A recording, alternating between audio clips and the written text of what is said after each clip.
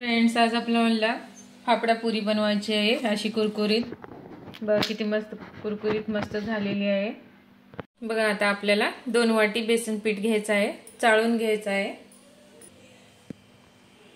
बघा, 2 वाटी बेसन पीठ घेतलेलं आहे। चवीनुसार मीठ घालायचं आहे। बघा, आता आपल्याला 1.5 चमचा ओवा घालायचा आहे। थोडंसं हातावर चोळून सनी आपण ओवा घालू। तर आपल्याला ह्याच्यामध्ये थोडंसं तेल घालून घ्यायचं आहे। तर आपल्याला थोडंसं ह्याच्यामध्ये सोडा वापरायचा आहे। तर आपण ह्याला चांगलं मिक्स करून घेऊ। बघा, असं आपल्याला चांगलं मिक्स करून घ्यायचं आहे। आता आपल्याला अर्धी वाटी पाणी घालायचं आहे। थोडं थोडं करून सनी घटसर पीठ तिंबून घ्यायचं आहे। आपल्याला पाणी आपल्याला लई लागत नाही, नाहीतर पीठ पातळ होते। थोडं थोडंसंच घालून सनी आपल्याला घटसर पीठ मळून घेऊ आपण।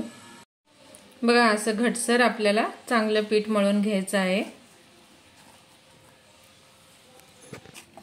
तर आपल्याला ह्याच्यावर थोडंसं तेल लावून सनी हाताला तेल लावून चांगलं असं पीठ मळून घ्यायचं आहे।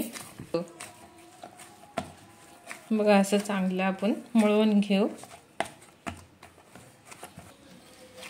बघा, असं 3 ते 4 मिनिटं चांगलं असं मळून घ्यायचं आहे। बघा, किती सॉफ्ट झालेलं आहे।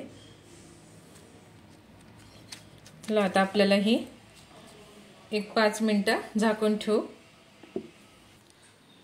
बघा, आता आपल्याला थोडंसं पीठ घेऊन सनी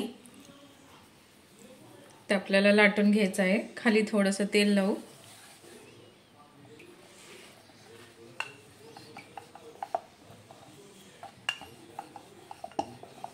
पातळ लाटून घ्यायचं आहे।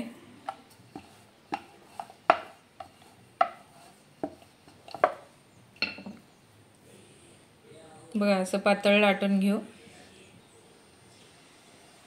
तर तेल तापलेलं आहे, आता आपण चांगलं तळून घ्यायला।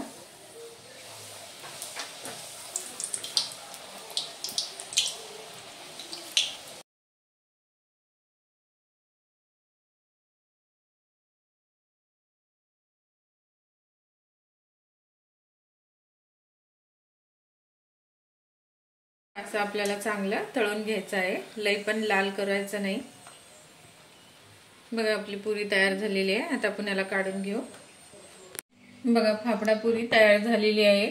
चवीला तर खूप मस्त लागते।